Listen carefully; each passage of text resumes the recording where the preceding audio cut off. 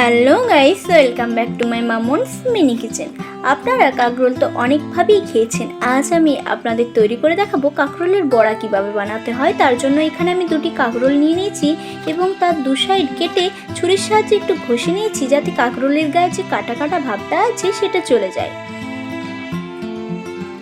এবার এই কাঁকরোল দুটিকে আমি একটু জল দিয়ে ধুয়ে নিচ্ছি। ধোয়া হয়ে গেলে আমি একটি গ্রেটারের সাহায্যে কাঁকরোলটিকে খুব ভালোভাবে গ্রেট করে নেব।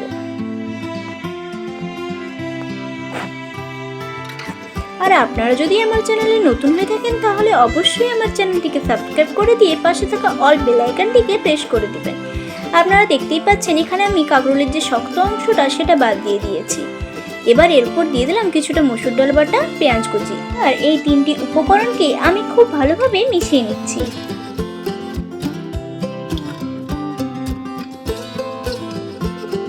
সমস্ত কিছু খুব ভালোভাবে মেশানো হয়ে গেলে এর ওপর দিয়ে দিচ্ছি বড় চামচের 1 চামচ মতো বেসন, কাঁচা লঙ্কা কুচি, আদা রসুন বাটা, স্বাদ মতো লবণ, লঙ্কার গুঁড়ো, হলুদের গুঁড়ো। এবার আবারও সমস্ত উপকরণকে খুব ভালোভাবে মিশিয়ে নিতে হবে।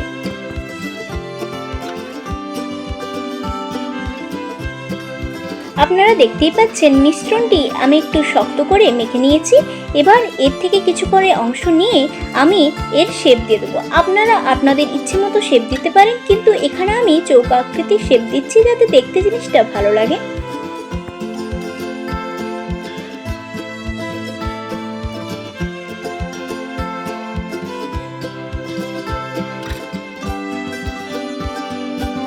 ঠিক একই রকম ভাবে আমি সবকটি বড়াই তৈরি করে নিয়েছি। এবার কড়াইতে দিয়ে দিলাম বেশ কিছুটা সয়াবিন অয়েল। তেল গরম হলে একে একে আমি বড়াগুলি সব ছেড়ে দিচ্ছি। এবার একটু নাড়াচাড়া করে লালচে করে আমাদের বড়াগুলিকে ভেজে নিতে হবে।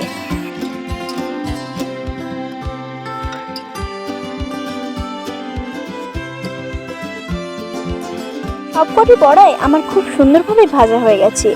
এবার আমি বড়াগুলিকে একটি পাত্রের মধ্যে তুলে নিচ্ছি।